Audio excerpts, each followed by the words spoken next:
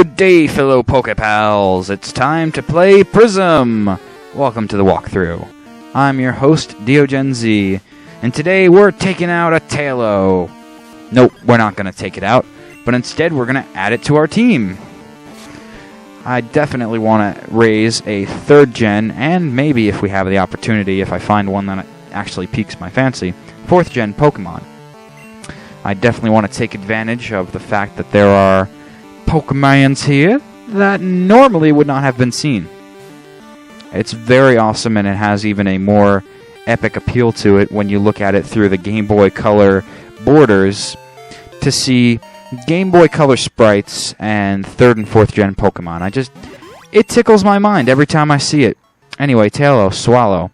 It has a gutsy spirit that makes it it makes it take on tough foes, sorry. It flies in search of warm climates.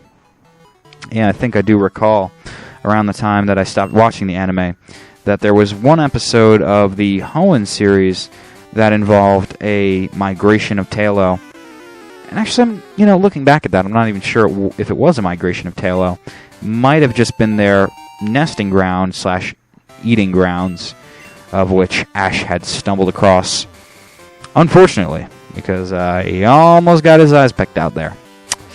Yeah, not the best place to go to taunt Tailos.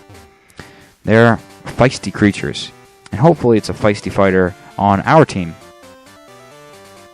For a while, though, I've been wanting to raise myself a Swellow, and since we haven't had any 3rd gen games that I've done a walkthrough of to raise one, might as well do it in a ROM hack of a 2nd gen game. And here we have more awesome trees. I say awesome trees because they do change from location to location. Yeah, right, you're not Lance's kid. Keep dreaming. That's funny. They tell us who our father is. Or they try to insist they know. But whatever. Nope, don't get what you're trying to hint there.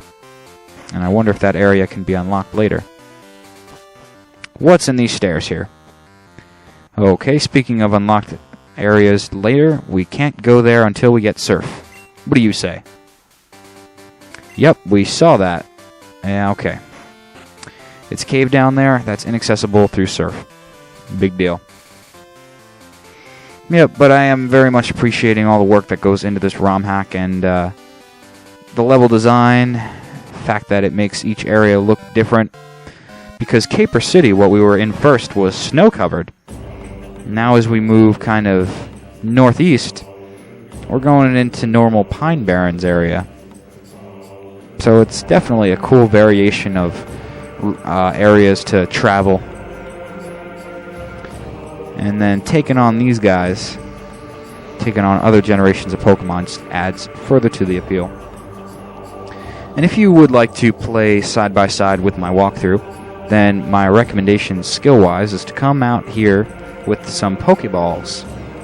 Because what you'll find out here are some Tailos, yes. You'll also find Pidgey if you don't want to go with the 3rd gen bird-type Pokemon. But you can also find Lotads, too. I haven't found any Lotads yet, otherwise I would show them off, but you can find them. I've found them in the past, and they do make pretty good use in the upcoming gym. That's right, guys. This is a full ROM hack. I did say I don't know how long it goes on till, that is true, but for the bits that I do know it continues onwards with, it does it to the fullest of every Pokemon RPG standpoint. It has gyms. It has marts. It's got crazy professors that are named Ilk and speak crazy Pokemon's language that I can't even replicate. But that's really something excellent when you find the proper ROM hack. It's like finding the right level in the right ROM hack level of Super Mario World. Maybe you don't want a brutal Mario, but you do want something that's going to make Mario World more interesting and more expanded than it had been in its past platforming grace, I suppose you could say. And now we're finding Nummels. However, we don't have rock or ground type moves yet, so No super effective moves, but I am using more than I had in any game before. A lot more supporter moves. I like Pikachu's sprite. That's a very bright and happy, hoppity Pikachu.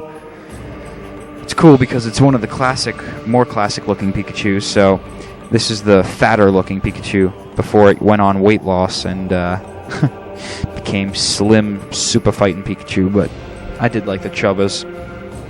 The chubby Pika was always kind of cute in my eyes. But this game, definitely more than the main series because of the option they give you. In the beginning, no option of your starter Pokemon. It's just going to always be Larvitar. It definitely forces you big time to use more supporter moves like Leer, because you're going to come across Pokemon, especially in the beginning, and this could be seen as an annoyance in training, but it does pose as a barrier for experienced trainers, and it makes it more of a harder hack. But you're going to want to use Leer a lot, especially on the Geodudes, to gain any experience points early on in that cave that we first were wandering through with the broken minecart and all, where we first found Larvitar. But as you progress, yes, you do get Pokeballs, and they give it to you. They give you the ability to catch Pokemon fairly early. They do the same structure where they don't allow you to have more Pokemon than your opponent, your rival, for the game. So that I see as beneficial. But after that, they pretty much let you have Pokeballs and go wild on the landscape. So it's important to flesh out your team, because Larvitar alone cannot take on what is to come. Yes, Larvitar has powerful evolution poised in its future primary position. But for now, in the now, it's still pretty weak. It's still, it's a heavy defensive fighter, I will give it that. It can take hits like a beast.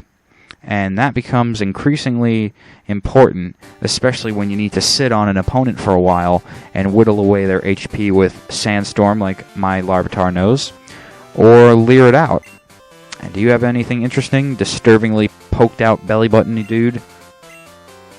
I always never understood those fat dudes with the bald head in this sprite, because, okay, I guess it's supposed to be their belly button, but it could be easily mistaken as some other appendage a few degrees lower of the waist. And the fact that they gave them skin-colored shirts, like at least this old dude here, he's got enough sense to match. He's wearing a brown shirt.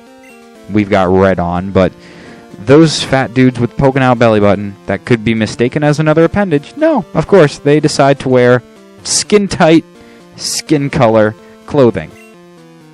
Never understood why they went and decided to do that. So, speaking about changing your looks, Pokemon Prism also does something very interesting that I've never seen any main RPG of the series do, and that is allow you to change your look. Yes, they've done it in spin-off games like Pokemon Battle Revolution, but none in which of my memories can hold could you change your avatar's appearance for the main RPG. So, since this is Game Boy Color, they don't have too many optimization options. What they allowed you to do is just choose from this menu, simply look at the sprite you want, and select it with yes or no and the cost that incurs, and then you choose the sprite you want. So you could actually look like your rival, you could look like Red, you could look like an average trainer, a flying Pokemon trainer. We're going to look like this dude, because he's out of the ordinary.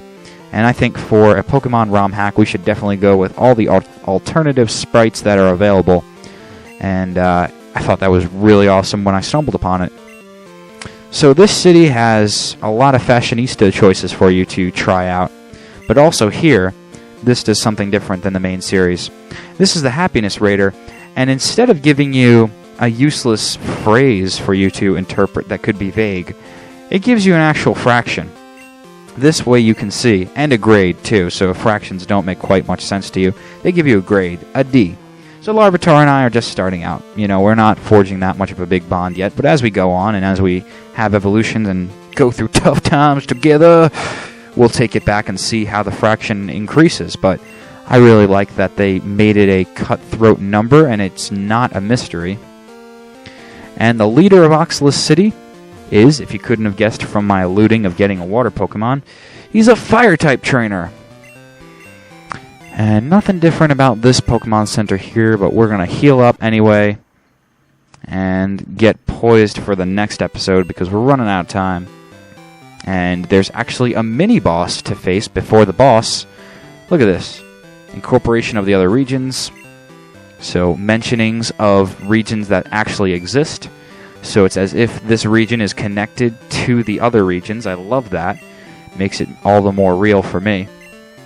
And so there is a mini-boss kind of to face in the next episode. Not yet the gym leader will we be taking on, but a vital part of this walkthrough will happen in the next episode.